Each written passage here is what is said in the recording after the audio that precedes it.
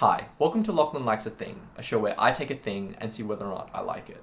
Now the thing we're looking at in this video is the Audio-Technica ATH-ADG1 gaming headset. Now first of all, I want to thank Audio-Technica Australia for loaning me a pair of these to have a listen to and to review. This is the ADG1, so it's the open-backed version of the AG1 that I looked at in an earlier video. And of course, this design follows on from the very popular AD700, AD700X, and AD900 and AD900X music headphones for Audio-Technica, but this time as a gaming headset. Now, because I've already looked at the AG1 and the ADG1 is very similar in a lot of ways, I'll try not to repeat myself too much. So if you want an in-depth explanation of some of the things I'm going to talk about, you should look at the AG1 review. But anyway, the ADG1 is the same basic design as the AG1, except that it is the open-backed variant, which means that instead of a plastic shell at the back of the headphone, we get this open grill here. And I believe this is made of aluminium. I had to say, looking at this thing up close, it looks absolutely fantastic.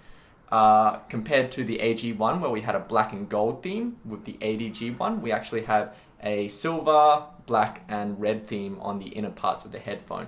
Once again, as with the AG1, the ADG1 uses the same 3D wing support mechanism found on most of Audio-Technica's full-size headphones. So it's a headband mechanism that doesn't require any adjustment, it just sits on top of your head.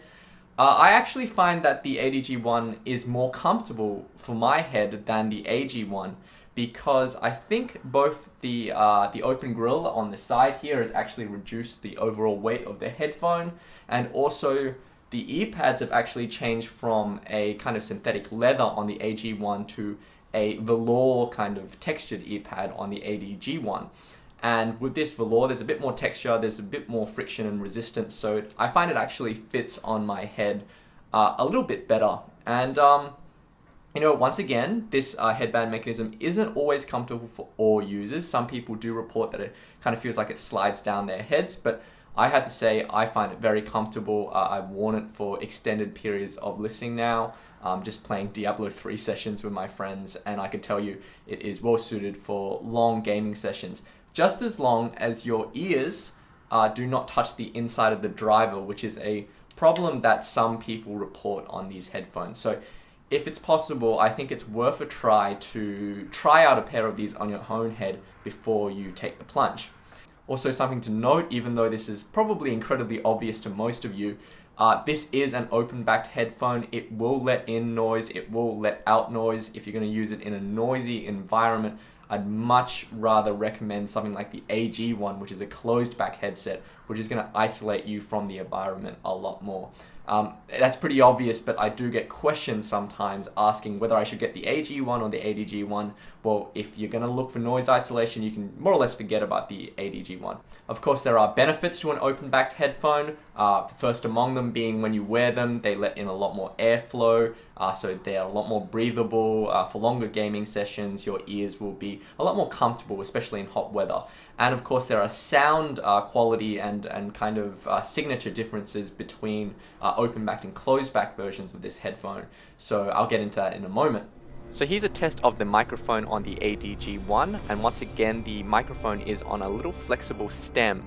So you want to keep it from being directly in front of your mouth so that when you make a P or a B sound, you don't blow air over the top of the microphone and you end up with a kind of harsh, plosive B or P sound. So you just want to move it away slightly from your mouth, and then you get, as you can hear, some pretty darn good audio quality out of this headphone. We also get a USB DAC included, so once again you plug this into your USB port on your computer if your existing audio output on your computer is a little noisy. The cable attached to the ADG1 is the same arrangement with a 1 meter 4-pin connector, so once again you can use this with smartphones, you can plug it into some laptops and computers, and we'll get you the microphone and the headphone output in the same cable. And there's also an included 2 meter extension cable that terminates with the black and red color-coded outputs to go to your sound card. Now, as I said in my AG1 video, I do feel the 1 meter cable is a little bit short on the ADG1 and the AG1. I would have preferred a longer cable on the headphone and a shorter extension cable. This just means that you have to be a little bit closer to your computer to plug this into the headphone output or to plug it into the USB DAC. Now let's talk about the sound quality of the ADG1.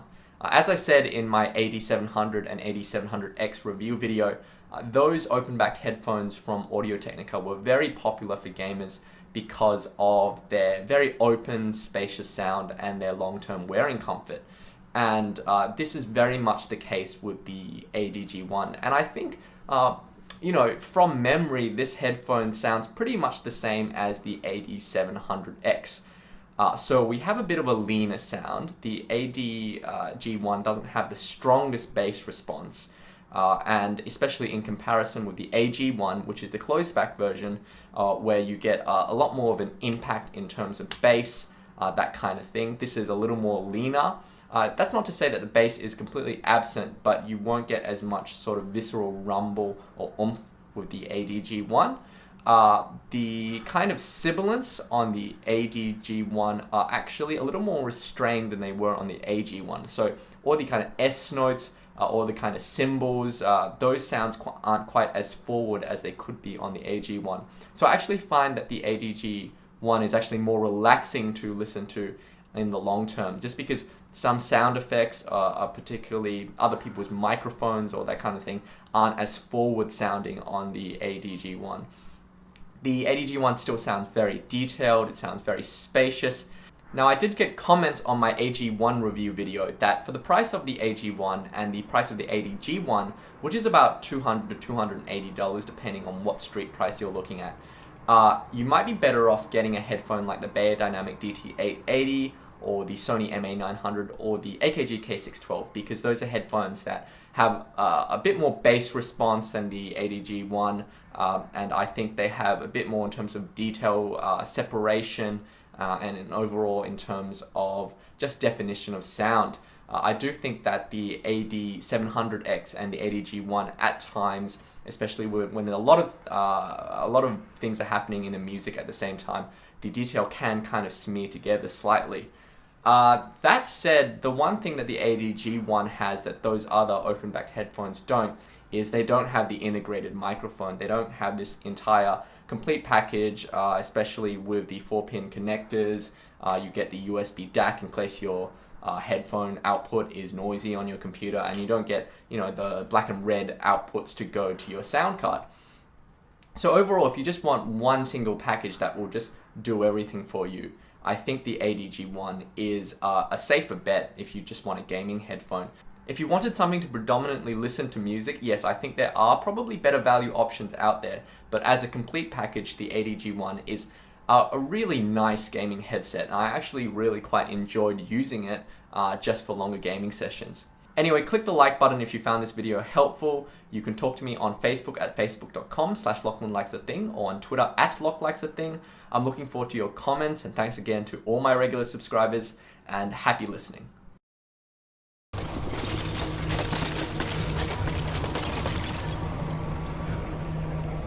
Oh, legendary.